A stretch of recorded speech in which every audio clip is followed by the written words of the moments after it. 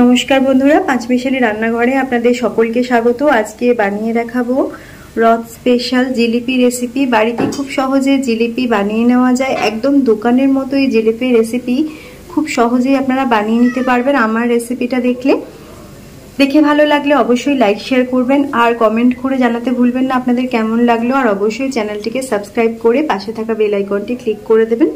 এখন বানিয়ে দেখাচ্ছি জিলিপি রেসিপি। আজকে বানিয়ে দেখাবো জিলিপি। তার জন্য এখানে নিয়েছি রিফাইন অয়েল 250 ml, নিয়েছি ময়দা 1 বাটি, এটা ওজনে 150 গ্রাম মতো হবে। আর 1 বাটি চিনি নিয়েছি, এটা ওজনে 200 গ্রাম হবে। এখানে গাওয়া ঘি নিয়েছি 2 টেবিল চামচ, ইনো নিয়েছি জিলিপি বানানোর জন্য, আর নিয়েছি ফুড কালার। প্রথমে চিনির শিরা বানিয়ে নেওয়ার জন্য দিয়ে দিচ্ছি চিনি, আর ওই একই বাটির মাপে 1 বাটি জল দিয়ে দিচ্ছি। এবার চিনির শিরাটা বানিয়ে নিতে হবে। এখন চিনির শিরাটা হয়ে গেছে, এবার এর মধ্যে ফুড কালার মিশিয়ে নিতে হবে।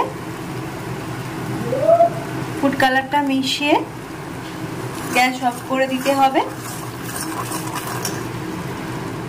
এখন একটা বাটির মধ্যে দিয়ে দিচ্ছি ময়দাটা, আর এখানে ইনোটা দিয়ে দিচ্ছি 1 টিস্পুন, দিয়ে দিচ্ছি ঘি,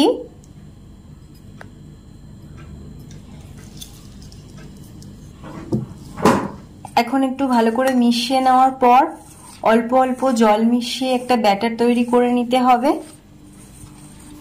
শুকনো অবস্থায় এটা মেখে নিয়েছি।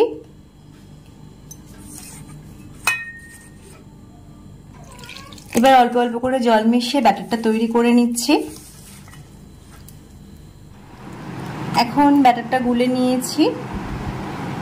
ওই বাটির ময়দার যে বাটিটা নিয়েছিলাম ওই বাটির 1 বাটি মতোই জল লেগেছে। ব্যাটারটা কিন্তু খুব পাতলা করিনি। এখন ব্যাটার একদম রেডি। এখন আমি একটা এরকম দুধের প্যাকেট নিয়েছি, এর মধ্যে ব্যাটারটাকে ঢেলে নেব। প্যাকেটটাকে একটা গ্লাসের মধ্যে এভাবে রাখছি, তাতে ব্যাটারটা ঢালতে সুবিধা হবে। মুখটাকে কেটে নিয়েছি। প্রথমে প্যাকেটের মধ্যে পুরো ব্যাটারটা ঢেলে নেওয়ার পর প্যাকেটের একটা নিচের দিকের একটা কোণ ছোট করে একটু কেটে নিতে হবে। এখন এইভাবে গার্ডার দিয়ে মুখটা বন্ধ করে দেওয়ার পর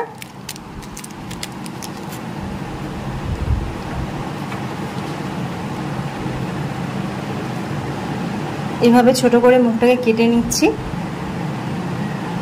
এখন দিয়ে দিচ্ছি তেল। তেলটা গরম করে নিতে হবে, পুরো তেলটাই আমি ঢেলে দিচ্ছি।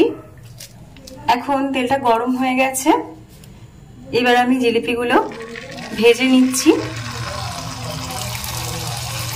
রথের জন্য এভাবে বাড়িতে খুব সহজে জিলিপি বানিয়ে নেওয়া যায়।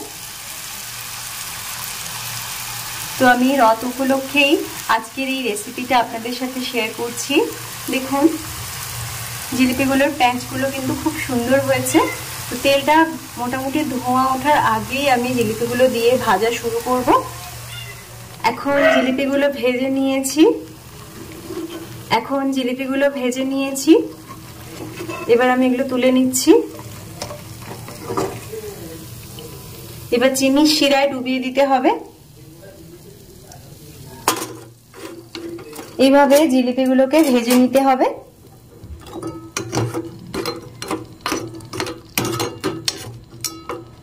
চিনি শিরার মধ্যে কিছুক্ষণ এভাবে রাখলেই রসটা টেনে যাবে। আর বাকি জিলিপিগুলোকে ভেজে নিচ্ছি। আপনারাও ট্রাই করতে পারেন রেসিপিটা রথ উপলক্ষে।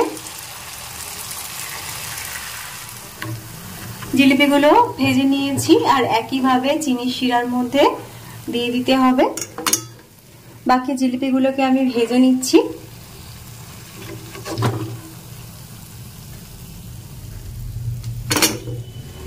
এখন একদম রেডি হয়ে গেছে জিলিপি রেসিপি। মুচমুচে ক্রিস্পি জিলিপি বাড়িতেই খুব সহজে বানিয়ে নিতে পারেন।